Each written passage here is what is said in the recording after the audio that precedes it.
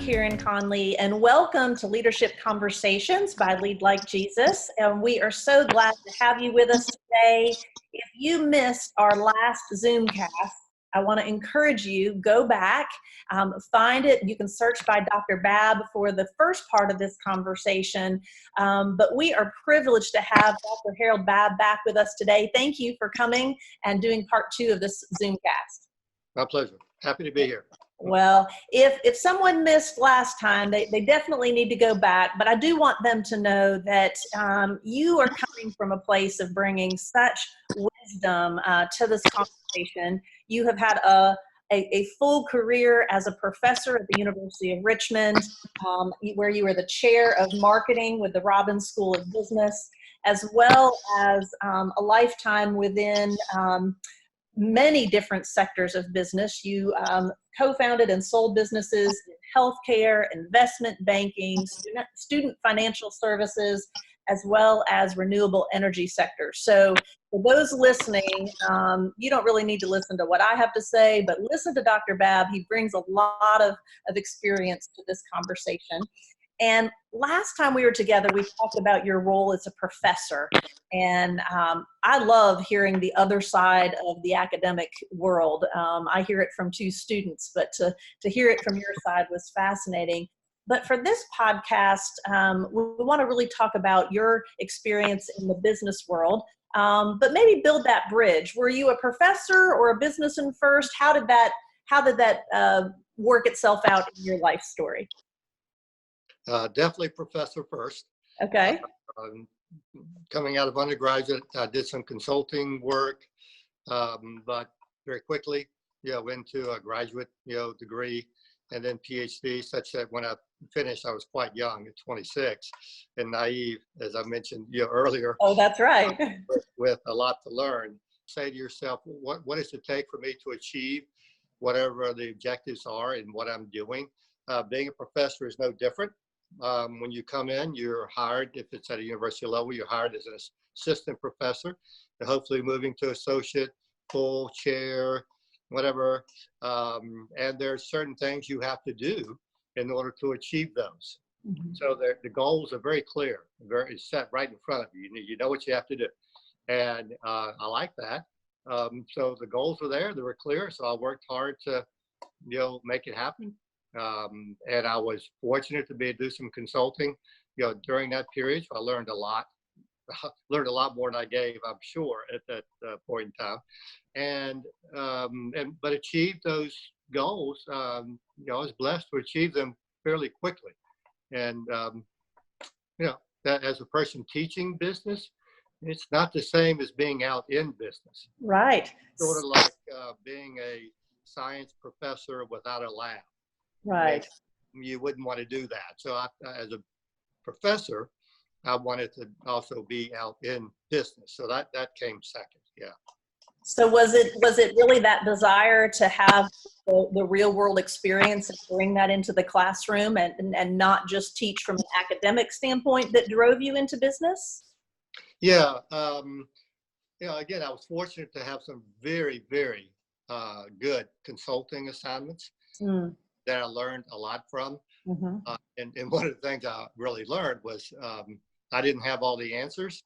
And oftentimes what I thought would work didn't work so well. Mm-hmm. And so I had to adapt, adjust, admit that I might not have known. And so that just intrigued me even more. I mean, it didn't make me feel like I didn't know what I was doing. It mm-hmm. just made me realize that there's a lot to learn out there. And, if you're having to make it work, then you bring that back to the classroom. Mm-hmm. Students appreciate that much more because when they ask questions, you can give examples of situations you were in as opposed to just reading them articles that somebody else wrote. Right. My colleagues don't like me saying that, I can tell you, but I think that is quite important, to be able to be in the fire, a little bit. And, when you move into, so it's a step. So you're teaching for me, so you're consulting, but then consulting leaves you a little short as well because mm-hmm. you're not held all that accountable there. Mm-hmm. Do it, you leave. And oftentimes you're not even there for implementation, which is a different story, but not a good idea. But so, I looked at that and go, I'd rather be held accountable. I'm held accountable when I have to open the front door, when I have to make payroll, when I have to worry about building the business. I mean, and that's the fun part, in my opinion. So then we transition into let's start a company if we think it makes sense. So that's kind of how and we didn't know what that was going to be, but another story. Another question if you want that one, I don't know. I do. You've got us all curious now. So what led you, what was your first business venture and what made it the right one for you? Well, actually, it's freestanding healthcare. We started, I guess, what common vernacular days like a doc in a box. Uh-huh. They're all over the place now. When I started that in 1983, I think it was, we didn't have those. Wow. And I did some consulting for a doctor up in Memphis, Tennessee, who wanted to go 24/7, but didn't know what that looked like. So I learned a lot out of doing that. And I came back to Richmond, Virginia, where our home was, and looked around at what medical practices were available. And most people went to a doctor that was in a more affluent suburb, which is where the doctor wanted to be, or they were in a hospital at the ER. So the blue collar neighborhoods, if you will, with strip centers, et cetera, no access. Right. So, there was a need, and that's the first question you ask yourself about a business. Is there a need? And then secondly, can you satisfy that need? Can they pay for that need? And then can you communicate that to them? So I always ask those questions, and there was tremendous need for a medical center that did not require appointments, or for that to be your family doctor, if you will. So when we opened it, it was almost, it was an immediate success from the standpoint of patients, not so much from the standpoint of how I understand how the numbers work. That's a different story, but we figured that out too. So that's how we got into that one, which I knew nothing about it, obviously. Nothing about it. Wow. Okay, so you just rattled off 4 questions, and maybe you've taught this a few times in your classroom, so you'll remember them. You said, is there a need is the first one, and then tell us again those other questions. Those are vital questions for anyone considering business. Yeah, can you satisfy that need? Mm-hmm. So that's the working elements. Can you find the right people, et cetera, to do those things? And that question is one where you really have to be introspective about that, because you look at your strengths and your weaknesses, or what I consider a continuum of things that have to happen in order to be able to offer whatever that need satisfying thing is. And so if there are things in there that I cannot do, then the question becomes, can I fill that void somehow? Who can fill that void for me? So then if I figure out I can do that, I'll put that together. But then the third question is, can they afford, what I've just put together to satisfy their need? Can it, I'm attempting to satisfy, can they afford it? So is there a real need? Can I satisfy the need? Then can they afford to pay for that? And then fourthly, can I communicate that? Because they have to know what's available somehow. I want to be in your classroom. I'm just telling you, I want to come and take one of your classes. So that's fantastic. And I had no idea I was speaking to a forerunner of Doc in the Box. And my hometown is Memphis, Tennessee. So that even in my hometown. So, fantastic. Well, Dr. Babb, I've known you long enough to know that your faith is a part of every conversation and everything that you do. We talked a little bit in our last Zoomcast about this, but I wonder if maybe from your own real world experience, you could tell us, how did you integrate faith into your business? I think in my case, they were businesses that, because I owned or part owned or whatever, then I had the control over that. That made it a little bit easier, if you will, because but even still, I had to be intentional about it. To plug one of the things we do together, Lead Like Jesus, now, and I would have liked to have had that many years ago, to make the business a Lead Like Jesus business. There are ways we can do that. There are elements that help us do that now. So as a believer, owning a business or starting a business, if that's important to you, there are a lot of areas where you can get help. And I think the League Like Jesus, ministry and the work that's done there and the training and teaching is clearly one of the best ways to get that done, I think. But people have to see it in your own life, and they look at you and they look at what you do and how you act and how you respond. We mentioned in the last section about it being a new nature, and just letting it be natural, letting your faith be natural, so people see it like that and they don't feel forced upon. And the word we use, fear, is that you don't fear people knowing either. And I never, although in certain circumstances I was hoping to hire someone of faith, I didn't shy away from hiring people who weren't. And that was because part of what we do is to share our faith. And if we're only around people of faith, well, we can grow that way, but we're not going to share it new. Right. So I always liked that. I didn't, and we hired some people that were quite unusual. Very, very good at what they did in the workplace, but pretty unusual otherwise. And that was okay. I enjoyed that kind of conversation. I hope enjoyed feedback, back certain things. But I would do specific things, like have a particular kind of a book on my desk. The Bible was always somewhere close, but there were books on the desk that were written by people of faith that were in business. And people would often say, what is that book? What is that about? Gave me a chance to, start the conversation. So I think it's, again, if you make it a part of who you are, just naturally let that happen in that regard, because you are interested in making that happen. Then it comes out. People see it. Yeah. And I love that, because again, it's sometimes just so simply stated, but I think there's a tendency sometimes for Christians to huddle up, and we kind of just isolate, and I'm a Christian businessman, I'm only going to hire Christians, and that's my litmus test for if they can work here. And then in some ways, though you may have customers depending on the type of business, but in some ways you have shortchanged a primary ministry that you could have to your employees, not just to your customers. So I think that is a great point. And even as you said, just as simple as having some things around, like books on your desk that can start a conversation, gives us that parallel track that you talked about in that first podcast. You don't have to force it on anyone, but you don't have to fear it as well. I think something that I think is a good example that people can look at, Chick-fil-A does so many things right. Mm-hmm. But the fact that so many of their employees, well, it's part of who they are supposed to be. It's my pleasure. Mm-hmm. I'm happy to do this for you. I'm happy to serve you. My pleasure. Mm-hmm. A lot of people, obviously, who are not, believers necessarily at all, people respond to that all the time. Mm-hmm. That is a huge part of their success. Well, that comes from, the people who own Chick-fil-A and what they want their people to be like. That's such a positive thing. It leads to other questions by your employees as well. Why do you care about that? And it can be done. It can be taught. It can be trained.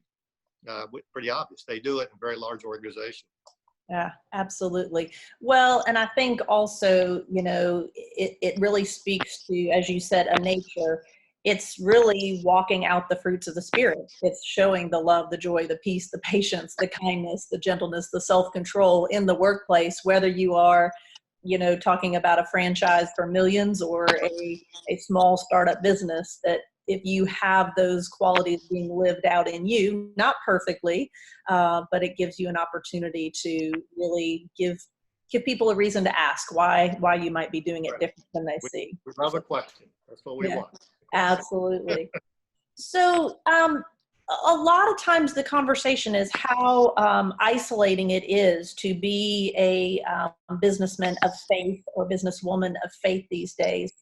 What did you see, and what do you see currently are some of the biggest challenges to be somebody of faith in the marketplace? I don't know if I would call them a challenge so much, because they're just different. Every situation is different. Every job is different. Companies are different, but you're not, and you don't change. Mm-hmm. Mm-hmm. Oftentimes we like to say turn a challenge into an opportunity, but that's real. I mean, Yeah. that is true. You can do that. I think you need to be, if you're in a workplace that you don't think necessarily appreciates your faith, you need to be patient with that. You need, again, give room for the Holy Spirit to make some things happen, and no, it's not just about you. You do need to lean on the Spirit to help you through some of those. And I tell people, it's just like any kind of competition. If you're in a situation and you're talking to another believer, it's pretty easy to talk about your faith. If you're not, it's not as easy. Okay, so the competition has just changed a little bit, but you still want to be able to share, be who you are. So what do you have to do differently in order to, quote, win, at that, to where you are allowed to maybe share or be who you are. Sharing doesn't always require, verbiage, even though we wanted to get there at some point, hopefully. But then you got to be real about some of that. In certain circumstances, it's going to be toxic. And I think if it is toxic and you have really prayed through it, and it's just not working, God might be, suggesting, as Paul did, dust your feet off and move on, to something, different, because it's not going to work there, and be okay with that. Yeah. Yeah. Well, and you alluded to this in some of our other conversations, but also I think sometimes in the interactions that I will have with businessmen and businesswomen, especially those that maybe are younger in their faith or even younger in years, to remember they did hire you to complete a job. And so one of the things as a believer, you need to be working in excellence, not just walking around pouting because they don't want you to quote scripture or to be that outgoing with it. But no, you're there to do a job and let your life tell the story. So, that's very good advice. And actually, that's the first thing you should be thinking about. Yeah. They hired you to be successful at whatever it is they hired you to do. So be as good as you can be at that, even if it's not a positive environment. I've often told anybody, people who work for me or otherwise, is if you really don't like your situation necessarily, and you don't see yourself moving forward there, be as good as you can possibly be, and then look for other opportunities, somewhere else, so that when you leave there, people are going to say, "We were sorry to see that person go." I mean, they did so well for us. That's if you're talking about shooting yourself in the foot, you don't want to do that. Absolutely. Well, it's always great to learn from someone who has been a couple steps further ahead in their success. What would you say to maybe that mid-level leader, maybe earlier in their career? What are some of the biggest lessons you've learned, either through failure or success, that you wish you knew when you were younger, that you could pass along to someone else to benefit from? I wish I knew when I was younger. Well, I think, and it's a good question for me because I was young, somewhat brash, probably. I'm sure I thought I knew a lot that I didn't know. But really, it's always always be open to learning. You can always learn, even now. Having been through the multitude of things that I've been blessed to be through, there's still so much to learn, and that's a wonderful thing. If I thought that there wasn't a whole lot left out there for me to learn, I think, how boring. It's just become real boring. So you keep on learning. But, one of the cliche terms we often hear people use or say, it's about your people, especially business owners or people within, if you were a manager, you talked about mid-level management, so you now probably have people reporting to you. We often say, it's about our people. Well, that is absolutely true. And I think a lot of people don't appreciate that or really understand what that means. It's never going to be just about you. I don't think you can ever succeed solely unless you have a sole proprietorship and you're the only person working there. And that's really not a business, that's a job by definition. But, I talked in the other series about how there's a continuum of things that you need to have in order to be successful. And and you can't do all those things. So you have to be able to somehow fill the gaps, fill the holes. That's the people. That's everybody around you. And you know that without them, you cannot be successful. It's just not going to work for you. So if you truly believe that, you're going to look for the best people possible to lift you up and for you to lift them up, because it really, really is a team. And I just hear that said so much, and then I see people in action, and they just don't live that out. And it's sorry for two reasons. One, they're not going to be as successful as they could be, and they're probably not a good team leader. You know, the other thing I would say, again, it depends on how you like challenges. Change is inevitable. So you really should embrace change. You should seek change where change is necessary and good. But boy, are we living in a fast-paced world today, more and more, than we have.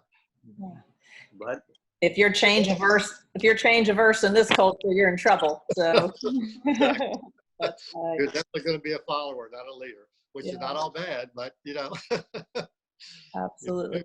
Well, and I love what you said, because really, and you're talking about how important people are, that it really is about people. So many times, I think what Lead Like Jesus represents and wants to model is that servant leadership.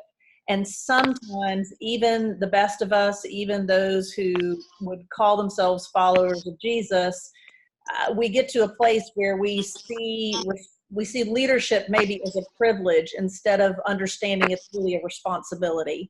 And so I think that's what you said about, really understanding it is about the people and keeping it about them is great insight and a great reminder to us. People talk about servant leadership often, and one of the things that some of the veterans will use is that reverse pyramid. I think it's a great visual aid to help leaders know their true position and their true responsibility. For me, as a business owner in particular, that weighed heavily on me. And I kept saying to myself and others in the decision-making capacity, you do realize what we're about to do is going to have an impact on a lot of families. Are we protecting them as well? I mean, that's a critical question to think about, when you're in a leadership role, I think. Well, whether you're at a managerial, mid-managerial level, whatever, or business ownership. That's a great point. Elaborate a little bit on that pyramid for those that might not be familiar with it. What's so important about that visual? Well, most of us see the pyramid as climbing the ladder, starting at the bottom, working your way up to the top. And once you're on the top, you're now, you succeeded, you now, call the shots. You're the head of everything. You're the leader, all those nice terms. But when you reverse that, you then see yourself on the bottom, but not from the bottom and starting over again, but the weight. I like to look at it as the shoulders that are above you. There are a lot of weight on those shoulders coming down on you because of your now position to make decisions to affect all of those people that you're responsible for. So I think, and obviously the more you go up that ladder, the greater that weight becomes. And I think the more you recognize, that weight and the responsibilities of that weight, it causes you to make, I think, better decisions with people as opposed to just for people. That's a great word, making it with people instead of for people. That's a great distinction there. Well, Dr. Babb, you referenced earlier in our conversation a fantastic resource for businesses that really, as we talked about culture, want to really bring a servant leader heartbeat into their business. And that's the Lead Like Jesus curriculum. And we definitely would encourage anyone who's not familiar with it. The encounters and the training that Lead Like Jesus offers is first class and can come into any small, medium, large business within the domestic U.S. and internationally. It is used all over the world. So that is a great resource for people. And at the end of this, we will give that website where people can find more information. In addition to that, would there be any books or resources, any thought leaders that you might recommend for those that are walking in this marketplace space that you are using as a go-to or have throughout your experience? Well, that could be a long list because as mentioned in the other section, I think having mentors is really a good idea. Mm-hmm. And as you read material, you'll learn or you'll glean maybe something, maybe one or two really good nuggets out of a whole book, possibly. Mm-hmm. But then to be able to discuss that with someone else is important. Am I really getting this properly? Because we can flow with the winds and the tides of different writings all the time. What's the latest panacea? Whatever. Right. We have to be careful of that. But just a couple books that I've read, recently, and I know you've probably read at least one of them. It's because they're so thought provoking. Mm-hmm. I believe that strength of character is really important, and we're constantly building that strength. And where does that? That comes from experiences, but also comes, I think, from hearing other people have to say about it. Eric Metaxas, wrote a book recently that you're probably familiar with, I'm sure. If You Can Keep It. Yep. Extremely thought-provoking book. That'll help you be that leader on the bottom of that pyramid. And I think another one I like a whole lot is by Ben Sasse, Sasse, who is one of our U.S. senators. It's called Them, THEM. A similar kind of book in the sense that it's incredibly thought-provoking about how to get along, and the world is changing the way it's changing today. And I think even though it's not faith-based from the standpoint, here's how you live your faith in the marketplace or whatever, it really does cause you to think a lot about, how can I be that natural Christian we've talked about on here? How can I, not force it, but not fear it? How can I do that? With people who don't think like I think. So it's a really good thought-provoking book from that perspective, from someone who obviously has to deal with that on a daily basis, in his work. And he's written some other things. But, a couple, just direct business books, I think that, again, speaks to similar issues, but not faith-based at all. The Built to Last, and, From Good to Great, both of those by Jim Collins. Those are, I feel, good books to think about, what are some of the most important aspects to being a good employee, to being, a good owner, of a business, to being a good leader, a good manager, because they focus on what's most important in a long-term scheme of things, which I think is critical. Great. Well, and I love just even in the variety that you just offered, some of them really looking at the heart of the leader, some at the mechanics of how you do this as a business leader out in the world. So thank you for all of those recommendations. And I want to also, again, reinforce and support what you said about Lead Like Jesus and that material. It's easy to read, books, go out there, but then you have to try to implement whatever it is that you think is valuable. The Lead Like Jesus training and leadership, really helps that. It makes it more about how do I really make this happen? You would find in a lot of the books I mentioned, a lot of those thoughts come out, and the training that's done with Lead Like Jesus in their encounter. So whether you're faith-based or not, it's tremendously beneficial to, I think, having an organization work well together. Absolutely. Well, and plug. That's great. We love the plug because we have seen it firsthand be effective. And again, as you alluded to, it is not solely for faith-based organizations. It is looking at Jesus as the model for leadership, but it goes into corporations all over the world of all different faiths.